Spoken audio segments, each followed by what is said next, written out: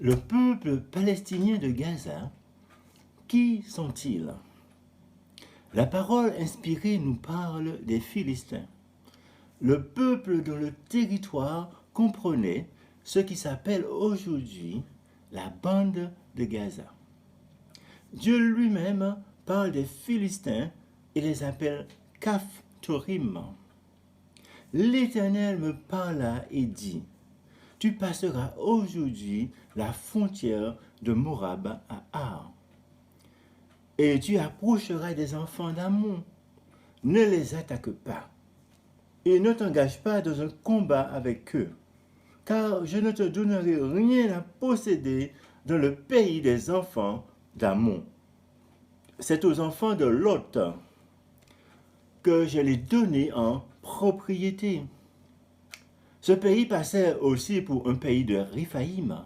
Des Riphaïm y habitaient auparavant, et les Ammonites les appelaient Zanzmin. C'était un peuple grand et nombreux et de haute taille, comme les Anakim. L'Éternel les détruisit devant les Ammonites, qui les chassèrent et s'établirent à leur place. C'est ainsi que l'Éternel fit pour les enfants d'Ésaü qui habitent en Séhir. Quand il détruisit les Horiens devant eux, ils les chassèrent et s'établirent à leur place jusqu'à ce jour. Les Aviens qui habitaient dans des villes jusqu'à Gaza furent détruits par les Caphtorim, sortis de Caphtor, qui s'établirent à leur place. Abraham, de qui descend le peuple d'Israël, demeura longtemps dans le pays des Philistins. En ce temps-là, Abimelech, accompagné de Picol, chef de son armée, parla ainsi à Abraham. Dieu est avec toi dans tout ce que tu fais. Jure-moi maintenant ici, par le nom de Dieu, que tu ne me tromperas, ni moi, ni mes enfants, ni mes petits-enfants, et que tu auras pour moi et le pays où tu séjournes la même bienveillance que j'ai eue pour toi.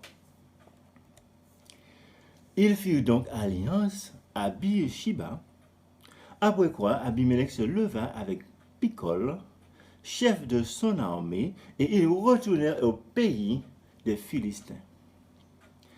Abraham planta des tamarisques à Beer-Shiba, et là il invoqua le nom de l'Éternel, Dieu de l'éternité. Abraham séjourna longtemps dans le pays des Philistins. Alors Isaac, le fils d'Abraham, lui aussi demeura dans le pays des Philistins. Il y eut une famine dans le pays, outre la première famine qui eut lieu du temps d'Abraham. Et Isaac alla vers Abimelech, roi des Philistins, à Guérar. L'Éternel lui apparut et lui dit, « Ne descends pas en Égypte, demeure dans le pays que je te dirai. Séjourne dans ce pays-ci. Ne descends pas en Égypte, demeure dans le pays que je te dirai. Séjourne dans ce pays-ci. Je serai avec toi. Je te bénirai, car je donnerai toutes ces contrées à toi et à ta postérité. Et je tiendrai le serment que j'ai fait à Abraham, ton père. Je multiplierai ta postérité. Et comme les étoiles du ciel, je donnerai à ta postérité toutes ces contrées et toutes les nations de la terre seront bénies en ta postérité. Parce que Abraham a obéi à ma voix et qu'il a observé mes ordres, mes commandements, mes statuts et mes lois. Et Isaac resta à Guérar. David, le second roi d'Israël, séjourna plus d'une année dans le pays des Philistins. David dit en lui-même, « Je périrai un jour par la main de Saül. Il n'y a rien de mieux pour moi que de me réfugier au pays des Philistins, afin que Saül renonce à me chercher encore dans tout le territoire d'Israël. Ainsi j'échapperai à sa main. » Et David se leva, lui et les 600 hommes qui étaient avec lui, et ils passèrent chez Achish, fils de Maoc, roi de Gath. Le temps que David demeura dans le pays des Philistins fut d'1 an et 4 mois. Dans le Nouveau Testament, Dieu mentionne Gaza, alors qu'il assigne une mission à l'évangéliste Philippe.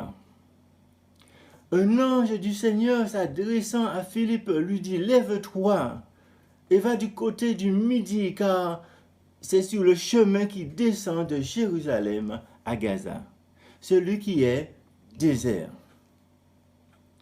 Que dire de toutes ces choses? Les nations, les tribus, les peuples, les langues appartiennent tous et toutes à Dieu. À l'Éternel, la terre et ce qu'elle renferme, le monde et ce qu'il habite, car il l'a fondé sur les mers et l'a affermi sur les fleuves. Amen.